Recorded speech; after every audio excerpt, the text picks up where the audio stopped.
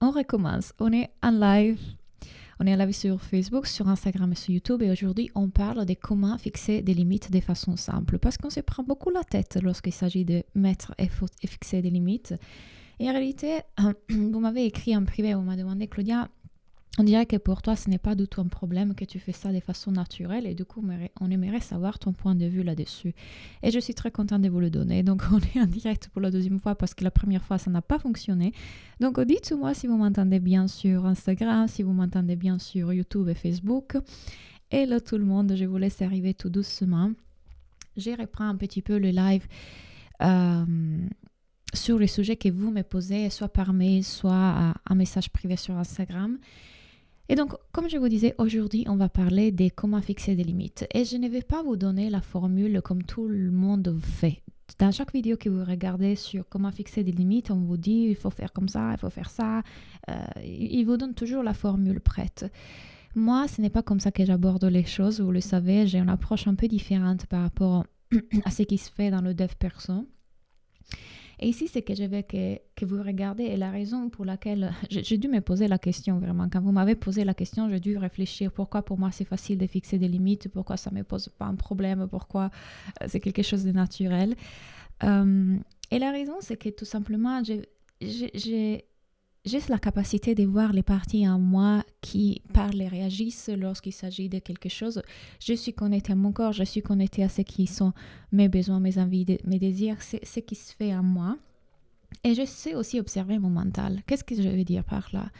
Que lorsque quelqu'un fait quelque chose qui vous dérange, lorsque vous êtes dans une situation qui vous déplaît, lorsqu'il y a quelque chose que ne vous met pas à l'aise, vous le savez tout de suite. Vous le savez tout de suite là où se trouvent vos limites. Votre corps vous le dit, vos émotions vous le disent. Il y a tout de suite quelque chose qui dit non. Ok? Mais c'est quelque chose qui dit non, on ne l'exprime pas, ou on ne le dit pas, ou on ne le respecte pas, ou on ne le met pas en place, tout simplement parce que après que notre sensation de limite s'exprime, le mental arrive. Le mental arrive après en disant non, mais peut-être que... Hello tout le monde. Mais peut-être que la personne va le prendre mal, on va me voir comme la méchante, j'exagère, on va me prendre pour celle trop sensible, je devrais plutôt être gentille ici. Bref, vous savez très bien lorsque se trouve votre limite. On sait très bien lorsque notre intuition et notre instinct s'expriment. Regardez dans le royaume animal. Et j'ai mis ça en story l'autre jour. Un lion sait très bien quand dire non à ses bébés lions. Je sais pas si on dit ça en français. Et c'est très bien quand leur mettre une limite. Et c'est très bien quand mettre une limite dans son territoire. Et c'est très bien quand mettre une limite au lion. C'est très bien quand mettre une limite à des autres animaux. Et le fait point. Un instinct émerge, une sensation émerge et une action suit. C'est naturel. Il n'y a pas d'obstacle là-dessus. Et ça pourrait être naturel comme ça pour nous aussi, mais ça ne l'est pas parce que nous, contrairement aux animaux, on a une capacité cognitive beaucoup plus développée et donc la raison, le mental vient dessus et vient dire qui es-tu quand tu mets une limite, qui les gens vont apercevoir quand ils te voient mettre des limites, qu'est-ce qu'ils vont penser de toi, comment tu vas être vu, quelles sont les conséquences de mettre ce limite, qu'est-ce que cette personne va ressentir, bla bla bla. Dans mon cas, puisque je sais très bien que l'autre, on ne peut que mal interpréter. L'autre, on ne peut mieux voir qu'à partir de ses conditionnements, sa réalité, son illusion à lui. On vit tous dans une illusion. On vit tous constamment dans une illusion. On n'est que dans une illusion constante. Seulement quand on commence à voir qui on est vraiment, on vit dans la réalité. Et qui on est vraiment, ce n'est pas cette météo des raisons et mentales qui se fait, mais c'est la partie sans forme, qui ne change jamais, qui est toujours calme, juste énergie derrière. Dans mon cas, quand je vois que lorsque je vais exprimer en limite, le mental, et donc qui je ne suis pas, prend le dessus en disant comment les autres pourraient m'interpréter, etc. Je vois que je suis dans le mental. Et tout simplement en voyant que je suis dans ça, je ne l'écoute pas. J'ai tellement perdu tout intérêt pour mes pensées que je suis dans un état dans lequel je n'ai pas besoin d'écouter ça. La seule chose que j'écoute, c'est cette sensation qui est là, qui va être exprimée. Puisque la pensée qui émerge, qui dit l'autre pourrait m'interpréter comme X, l'autre pourrait être blessé, l'autre pourrait me prendre comme la vilaine, le vilain du village, la méchante. C'est encore mon mental qui essaye de protéger à moi, qui est complètement illusoire, par rapport à d'autres qui sont illusoires aussi, que le mental même a créé. Ces autres que le mental est en train d'interpréter, voir et analyser, ils n'existent pas non plus. C'est encore notre processus mental, notre programme mental qui regarde le monde extérieur, l'analyse, l'interprète et le définit en créant une illusion, en créant une idée, en créant une pensée. Les autres sont une pensée, le moi est une pensée. Quand vous intégrez ça profondément, vous savez que toute pensée qui vient essayer de protéger ce moi illusoire que nous on croit être Claudia, qui fait ça n'existe pas. Donc ça n'a aucun sens que moi j'écoute ce mental qui veut venir essayer de sécuriser, protéger, défendre le moi parce que je ne suis pas ça. Et je ne suis pas mes pensées et mes émotions, je ne suis pas ce mental. Donc du moment dans lequel je sais reconnaître que ça c'est juste une partie sous-consciente à moi, donc juste le mental qui essaye de me défendre et me protéger dans le monde, parce qu'il croit que moi je suis ça, alors que je suis le ciel derrière, alors que je suis le tout derrière. J'ai la possibilité aussi de ne pas l'écouter. Et donc, si je dois exprimer une limite, je l'exprime. Si je dois dire quelque chose, je la dis. Si je dois dire non, je le dis. Si puis l'autre va l'interpréter comme l'autre peut l'interpréter à partir de son programme, c'est parfaitement OK, ça n'a jamais rien à voir avec moi. L'autre ne peut m'interpréter qu'à partir de son programme. Mais cette interprétation que l'autre... Qui est qui m'envoie autant de messages sur WhatsApp? Mais cette interprétation que... c'est clair. Cette interprétation que l'autre a de moi, elle n'existe pas non plus. Donc, en aucun moment, j'ai à avoir peur de quoi que ce soit. Parce que ça n'a jamais rien eu à voir avec moi. Même mes pensées ne sont pas à propos de moi. Donc, pourquoi les pensées de l'autre devraient être à propos de moi? Et quand on vit la vie comme ça, on la vit beaucoup plus en légèreté et simplicité. Est-ce que vous avez des questions? Sujet très intéressant, merci. Oui, très intéressant le sujet, merci. J'espère qu'il sera en replay si c'est possible. Comme toujours, vous le trouvez sur tous mes réseaux sociaux. Que ce soit Facebook, Instagram ou YouTube, ils sont là. Donc, vous comprenez pourquoi, quand vous regardez ce que j'ai fait et vous me dites « Ah, Claudia, on dirait que pour toi, c'est fluide, c'est simple. » C'est pour ça, parce que j'ai perdu tout intérêt pour mes pensées. Et donc, quand je vois qu'une pensée arrive en me disant « Oh, mon God, tu ne devrais pas dire ça, etc. » Je la vois juste pour ce qu'elle est, une pensée qui croit devoir défendre le moi par rapport à des autres que mon mental est aussi en train de créer, analyser, définir, interpréter, qui n'existent pas non plus parce que les autres n'existent pas, le moi n'existe pas. On est une seule conscience qui est en train de s'exprimer et ça semble vrai qu'il y a tant de personnes et personnages dans ce jeu vidéo alors qu'il y a une seule conscience qui s'exprime avec des mentales, avec un mental qui est souvent le même pour tous.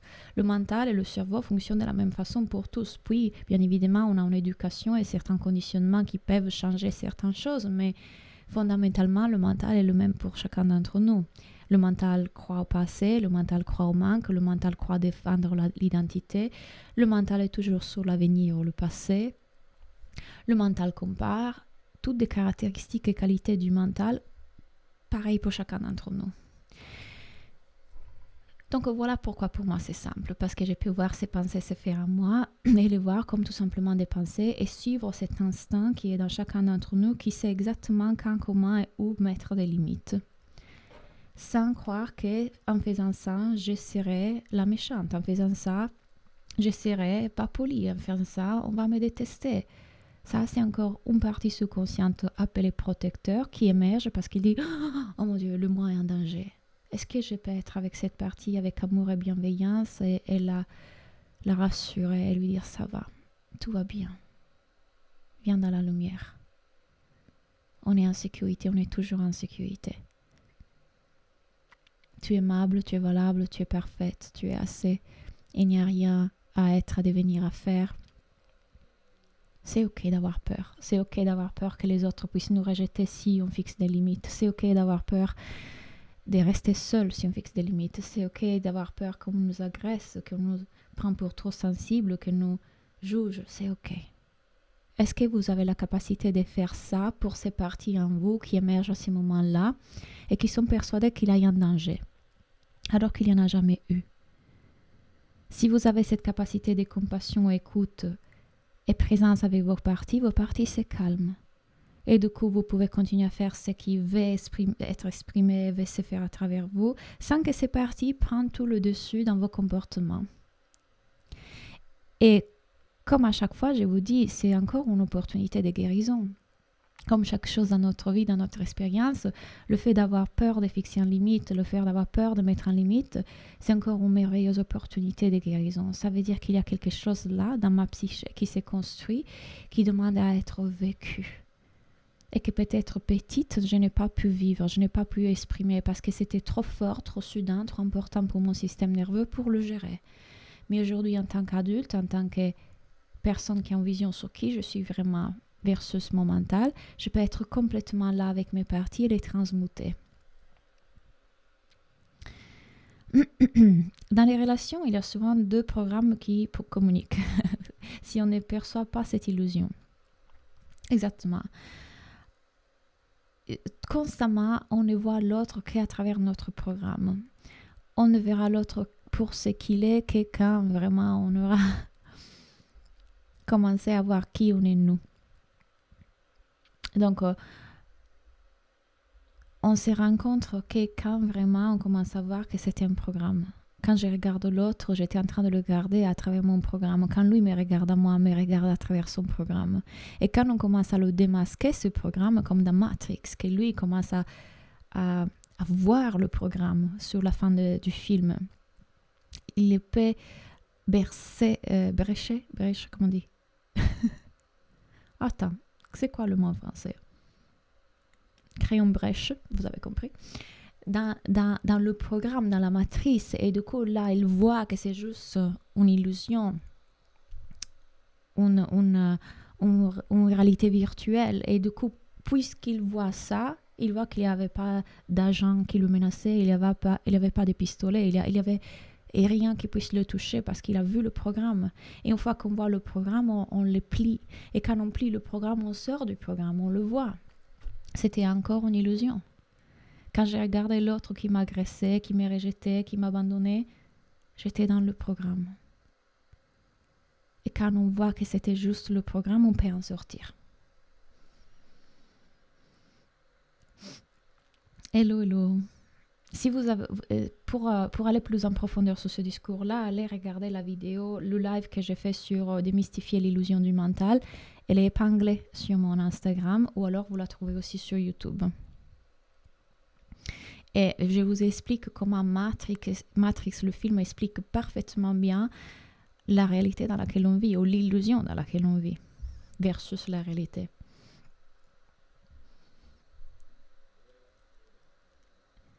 Donc, vous voyez que la plupart des gens dans le dev perso vous donnent la méthode, le truc, le machin. Il n'y a aucune méthode ou truc que c'est aller me retourner à l'intérieur lorsque certaines parties de moi émergent et qui ont peur d'exprimer en limite parce qu'ils ont peur d'être vus comme ceci et cela et de voir l'illusion. C'est une opportunité d'éveil encore une fois. C'est une opportunité de voir là où je croyais être encore en moi, fini, petit, rejetable, aimable, pas valable, assez valable. Et voir que tout ça, c'était encore une illusion. Qu'il n'y avait pas moi et qu'il n'y avait pas d'autre. Et qu'il y a juste cette énergie qui va être exprimée à travers moi et que c'est parfaitement OK lorsque l'autre m'interprétera avec ses programmes. C'est parfaitement OK. Pour vous faire un exemple, quand j'étais en Sardaigne, là pour mes vacances, j'ai fixé un limite avec ma sœur. Je lui dis de ne pas faire quelque chose qu'elle était en train de faire qui ne me plaisait pas. Et bien évidemment, avant de faire ça, attention, j'ai la capacité de regarder mes parties et d'aller prendre soin de mes parties. Donc, j'ai fait ça lorsque je suis aussi consciente d'où ça vient et que j'ai déjà moi-même fait le travail pour ça. Parce que c'est un travail que je fais constamment en coaching thérapie. Et à la fois, en voyant aussi cette illusion qui se fait en moi, je peux aussi la protéger. Je peux toujours dire, ça c'est une partie vulnérable en moi, ça c'est une partie délicate en moi, et j'ai tout le droit de vouloir la protéger. Être spirituel et voir qui on est vraiment et voir au-delà du mental ne veut pas pour autant dire, ah bah du coup, puisque ça c'est juste mon mental qui fait ça, bah tout le monde peut me marcher dessus, ils peuvent faire ce qu'ils veulent. En tout cas, si mon mental est dérangé, c'est juste le mental. Non, on n'est pas en train de nier notre humanité ici. On peut complètement faire ce travail dans lequel je me retourne vers l'intérieur et je regarde ce qui est touché ici.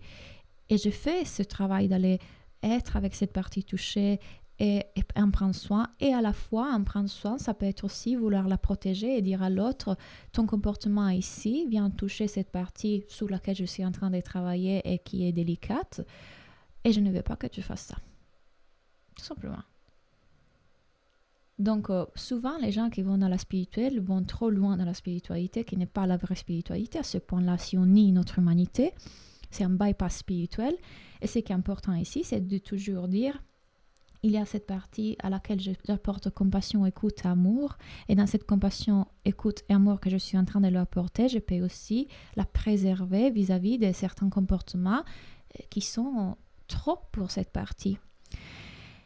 Et ce qui est intéressant, c'est que du coup, effectivement, ces comportements de ma sœur ne me touchaient plus autant, me glissaient assez, comparé au passé, je pouvais voir à quel point je laissais faire, c'est ok, parce que j'avais fait déjà tellement de... je ne vais pas dire j'ai fait tellement de travail, mais j'avais déjà tellement vu cette partie qu'elle était déjà en sécurité. Mais à la fois, je peux tout à fait lui dire, arrête de faire ça. Et quand ma sœur, du coup, quand je lui dis ça, elle a réagi avec un de ses protecteurs. Elle a réagi avec son programme. Donc, elle m'a attaqué. Elle m'a dit « Ah, c'est pas vrai !» Et puis, elle a dit certaines choses qui venaient complètement de son programme. Comment j'ai réagi ? Avec amour, compassion. J'ai vu complètement là où elle était rentrée, sa partie, et je lui ai envoyé un message plein d'amour et compassion en lui disant que je comprenais parfaitement comment elle se sentait, et lui montrer que ce qu'elle croyait vrai ne l'était pas forcément et que j'étais là pour elle. Souvent, les personnes auxquelles on fixe des limites réagissent avec leurs protecteurs. Si vous avez cette capacité de voir quels sont leurs protecteurs qui réagissent, donc leurs parties qui ont peur d'être blessées, abandonnées, jugées, qui se sentent honteuses, qui se sentent pas assez, vous n'avez plus aucun problème à mettre des limites parce que vous savez que ça n'a jamais rien à voir avec vous. Le vous que vous croyez n'existe pas. L'autre existe dans sa réalité, dans son imaginaire, et il ne voit que soi-même. Et quand il nous regarde, il ne regarde pas nous. Il regarde une projection de nous, de ses blessures, de son passé. Donc quand vous voyez que n'importe quelle réaction les autres peuvent avoir lorsque vous fixez des limites sera toujours une réaction de ses protecteurs, c'est parfaitement ok. Et vous pouvez d'ailleurs apporter amour et compassion à ces protecteurs dans l'autre qui se déclenche lorsque vous fixez une limite. Par exemple, moi, je sais que quand je vais avoir des enfants, je vais devoir mettre assez de limites parce que j'ai une façon de vivre qui est différente. Je n'utilise pas des parfums, je n'utilise pas des fragrances. J'ai fait attention à ce que je touche quand je vais dehors. J'ai mon savon quand je vais me laver les mains, quand je vais au restaurant. Donc, sûrement, quand on va avoir un bébé et les personnes veulent s'approcher de mon bébé, ils doivent respecter certaines règles. Et je suis complètement ok avec le fait de savoir aux personnes que ça sont les règles. Quand tu viens chez moi, tu ne mets pas de parfum. Quand tu prends le bébé, tu t'assures d'avoir lavé les mains. Je suis ok avec ça. Je suis ok avec le fait que je puisse être prise pour exagérer, trop stricte, elle est chiante, on ne va plus la voir. C'est ok. C'est complètement ok.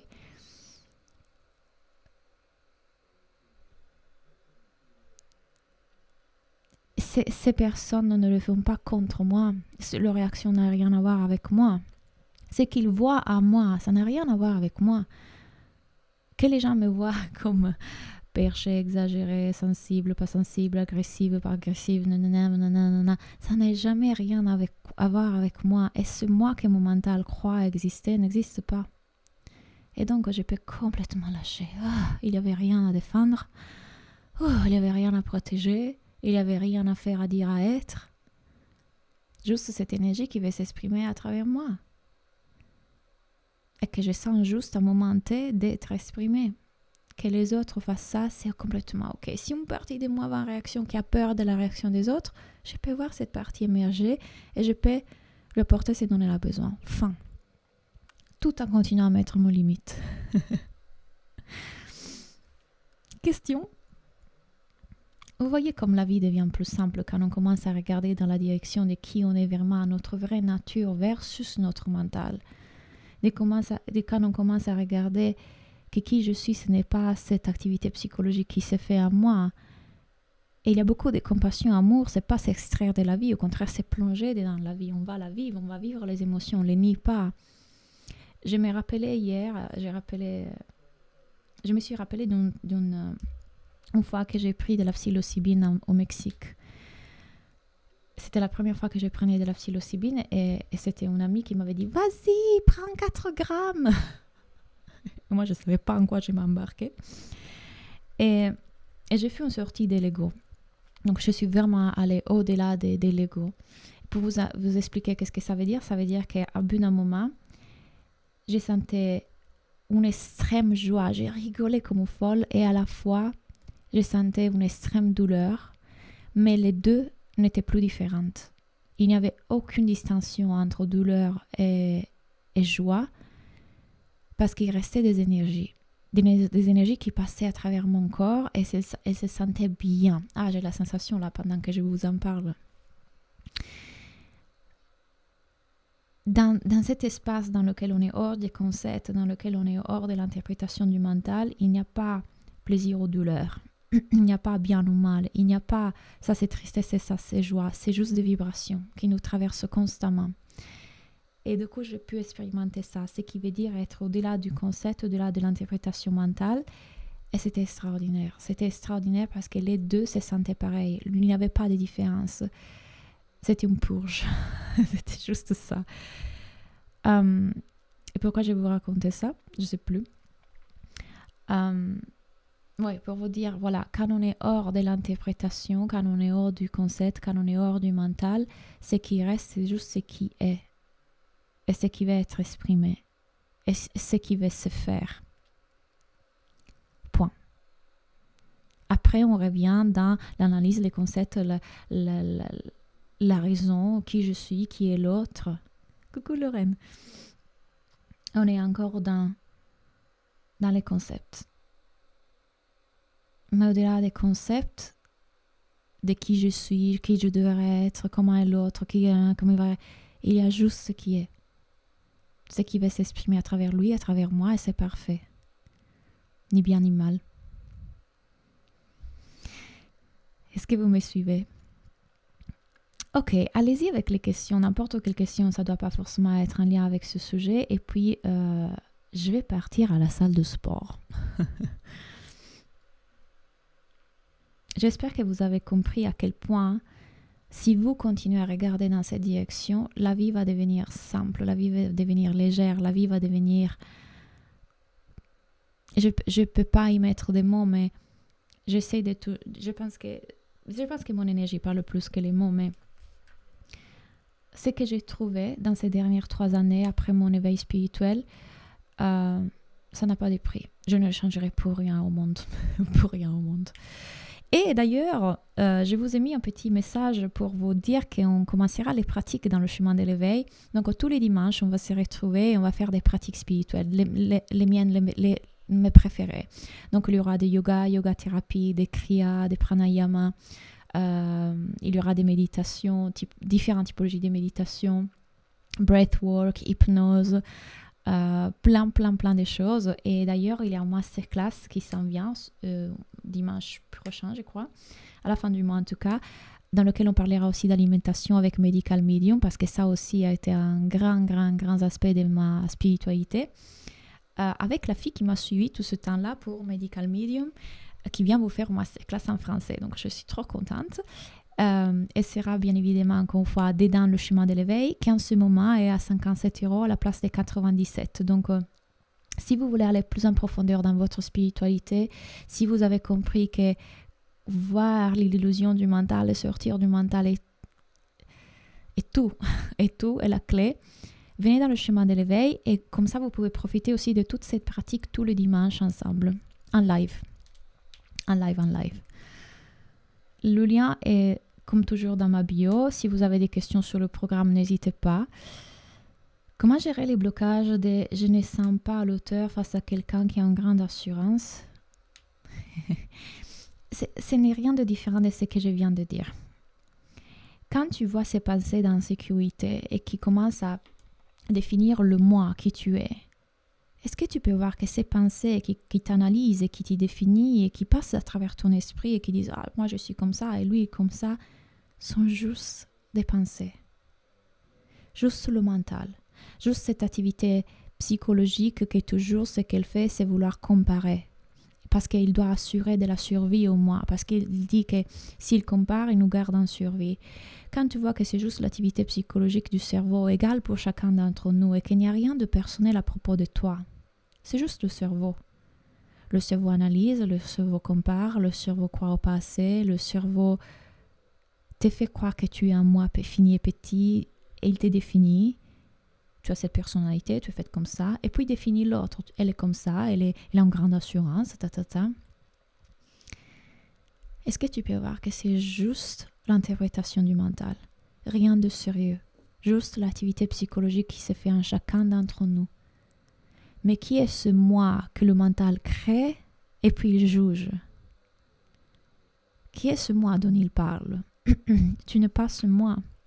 Et tu n'es pas non plus la voix qui le juge.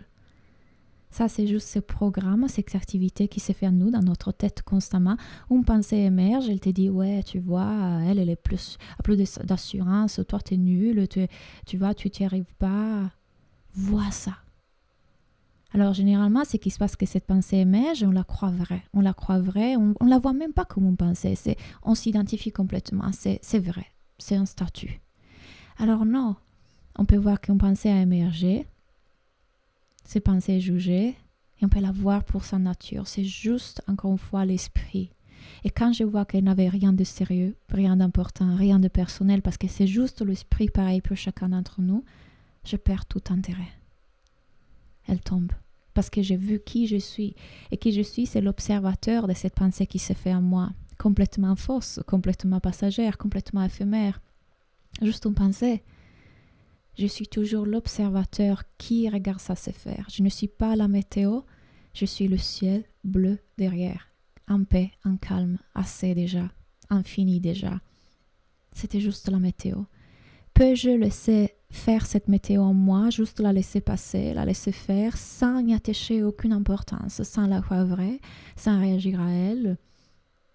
Juste voir que c'était la météo. C'est ok qu'elle soit là.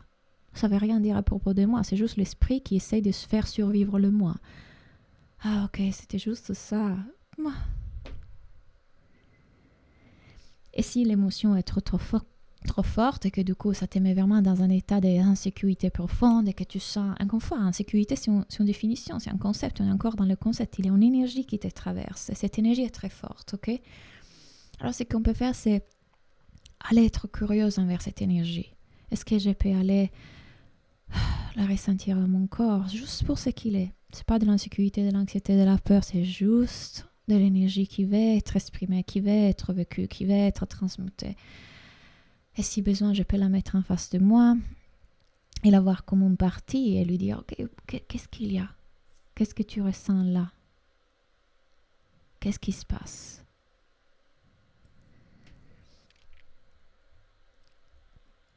Claudia, est-ce que tu recommandes de faire d'abord le chemin de l'éveil avant la Soulful Business Coach? Tu veux dire la Soulful Coach, donc mon programme pour devenir coach, ou la Soulful Business School, mon programme pour entrepreneurs? En tout cas, quand tu t'inscris à la Soulful Coach et la Soulful Business School, tu as le chemin de l'éveil gratuit. Si tu ne te sens pas encore de te lancer en tant que coach parce que tu ne te sens pas prête, définitivement, viens dans le chemin de l'éveil. Ce n'est pas les mémoires d'enfance alors, d'accord? Oui, bien sûr, il y aura forcément des mémoires d'enfance. Et peut-être il y a du transgénérationnel, et peut-être c'est la voix de ta mère, et peut-être c'est la voix de tes professeurs à l'école, et peut-être c'est ton adolescent. C'est pas important d'où ça vient. C'est pas important. Lorsque tu mets cette partie, lorsque tu vas vraiment être avec cette partie, avec bienveillance, amour, tu peux la mettre en face de toi. Peut-être tu verras ton adolescente. Peut-être tu verras une partie de toi toute petite. Ce n'est pas vraiment important du monde dans lequel on voit que c'est juste l'esprit. Après, oui, tu peux parler avec cette petite et peux lui dire pourquoi, comment tu te sens. Je me sens tellement nulle et tu peux l'aider. On fait ça dans la partie thérapie holistique dans mon programme. Mais l'important, c'est que tu vois que ce qui est en train de se faire, c'est juste l'activité psychologique de chacun d'entre nous. Ça n'a rien de personnel à propos de toi. Ça semble que c'est à propos de toi et à propos d'elle. Mais ce que tu vois en elle, c'est encore une projection, c'est encore une idée, une illusion. Tu la vois avec assurance, peut-être que si je la regarde, j'y vois beaucoup d'insécurité, mais c'est pas important. C'est regarde là où il y a un mental qui veut tout analyser, interpréter, comparer, faire, alors qu'on n'est pas ça. On n'est pas le moi, on n'est pas l'identité. On est cette partie calme derrière qui ne change jamais, qui n'a besoin de rien. Coucou Claudia, je cherche une nouvelle voie pro et je n'arrive pas à avoir de clarté depuis des mois et j'ai souvent peur que je ne fais pas assez pour trouver. Ouais, bien sûr, le mental dit ouais, tu devrais faire plus, tu vois, tu devrais faire des choses pour trouver cette voie, tu te bouges pas. Ça, c'est une partie qui émerge.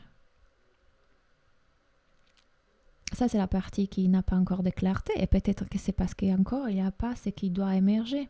Qui sait? Parfois, ça prend un certain temps, il y a un éveil, une évolution qui doit se faire. Et puis le mental arrive, ouais, tu vois, tu fais pas assez, tu devrais faire plus, tu vas pas encore trouver, nanana, nanana, nanana. Est-ce que tu peux voir ça se faire et lui dire que c'est ok? N'aie pas peur. C'est ok si encore on n'a pas trouvé. Donne-toi tout le temps de laisser émerger ce qui doit émerger, d'avoir un éveil s'il doit émerger un éveil. N'aie pas peur. On ne sera jamais en manque de sécurité. Je ferai toujours ce qu'il faut pour trouver sécurité. Rassure cette partie. Quelque part, vois l'activité du mental, juste le mental, juste des pensées. Et si tu as besoin, va la rassurer, va lui apporter amour et compassion. Mais vois que c'est juste une peur. Parce que notre mental, bien sûr, il croit qu'on doit absolument faire, devenir, faire. Là. Vois juste ça. C'est ok que tu prennes ton temps pour faire émerger ce qui doit émerger. Et vois que tu n'as aucun contrôle. C'est pas que si tu fais plus, tu vas trouver. Tu n'as aucun contrôle sur ça. On croit avoir le contrôle dans la vie, on l'a pas. Comment on pourrait avoir le contrôle? Ce moi qui croit être en contrôle ne le pas parce qu'il n'y a pas un moi. C'est juste la conscience qui s'exprime et qui continuera à s'exprimer à travers nous et qui est au moment parfait, à l'endroit parfait, toujours. Ce qui est en train de se faire en toi, là, est exactement ce qui doit se faire pour que tu vois que tu peux rester dans l'incertitude, dans la confusion, dans le non-savoir. C'est ok. On n'en sait jamais rien. Et c'est ok. On peut être en sécurité. Le petit jeu est non, mon je suis.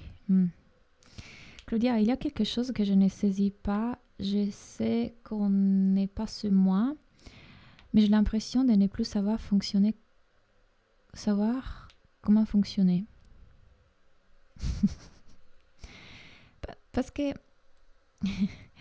que le mental voit ça, que c'est complètement différent par rapport à tout ce que tu as appris jusqu'aujourd'hui et tous tes conditionnements et tout. Et il est hyper confus. Le mental veut interpréter mes mots. Attends, mais du coup, si je ne suis pas le moi, il conceptualise, il analyse, il essaie de comprendre, il essaie de saisir. Donc, bien sûr, il est confus.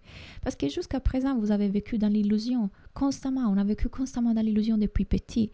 Donc, quand cette nouvelle direction s'ouvre, cette nouvelle façon de regarder la réalité s'ouvre et toutes ces pertes d'identité se fait, bien évidemment, là, ce qui se passe, c'est que le cerveau ne comprend plus. Enfin, le mental ne comprend plus. Il veut comprendre. Il veut absolument comprendre. Comment je dois fonctionner du coup? Attends, mais du coup, si je ne suis pas le moi, comment je dois fonctionner dans le monde? Attends. Observe ça, c'est faire. Je sais que c'est inconfortable, je le vécu aussi. Observe ça, c'est faire. Qui analyse et veut comprendre et veut savoir comment je fonctionne. Lâche, il n'y a rien à faire. Vois ça, c'est faire en toi. Vois ces tentatives de contrôler. Vois ces tentatives de savoir comment fonctionner. Et vois qu'il n'y a rien à chercher. Il n'y a rien à chercher. Lâche, abandonne toute recherche. Tu le fais déjà. Tu es déjà en train de le faire. Tu vis déjà. Tu es porté déjà. Tu es guidé déjà. Au-delà du moi que tu crois être, qui croit contrôler, qui croit devoir savoir comment fonctionner, tu es cette énergie qui est constamment en train de faire vivre être, qui est guidée, portée vers une direction ou vers l'autre, point. Tu es déjà en train de le faire. Sauf que le mental veut le saisir, veut le comprendre, mais ne peut pas le comprendre parce qu'il a vécu dans une autre réalité complètement différente jusqu'à aujourd'hui. Et donc il est confus. C'est ok. C'est ok. Abandonne la recherche de croire que tu as le contrôle, de croire que tu dois savoir quoi faire, comment fonctionner. Vois de plus en plus quand ces pensées sont là. La seule chose que tu peux, pour donner une direction à ton mental, pour ne pas le faire paniquer, tu te dis, c'est toujours une opportunité d'éveil et de voir plus ma vraie nature. À chaque fois, je peux voir plus ma vraie nature et revenir à cet état de paix. Donc, à chaque fois, mon seul focus sera de démasquer l'illusion. De voir, oh, c'était encore une pensée. Oh, tiens, j'ai pensé. Oh, j'étais en train de penser. Et ça tombe, et ça tombe, et ça tombe. Oh, j'étais dans l'illusion à nouveau. Ah, c'était encore une pensée. Oh, je la croyais vraie. Ok. Et je perds tout intérêt pour mes pensées. Il n'y a rien à chercher là-dedans. Il n'y a rien de sérieux, rien qui va te sauver, rien qui te va sécuriser. C'était juste une pensée encore une fois. Ok. À chaque fois, tu peux démasquer cette activité qui est constamment là en train d'essayer d'analyser, conceptualiser.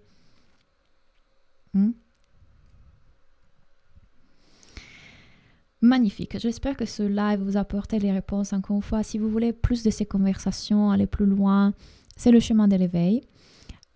Si vous sentez que vous voulez apprendre à coacher en utilisant ces concepts, ces enseignements spirituels et du coup la thérapie holistique que j'ai mis ensemble, c'est dans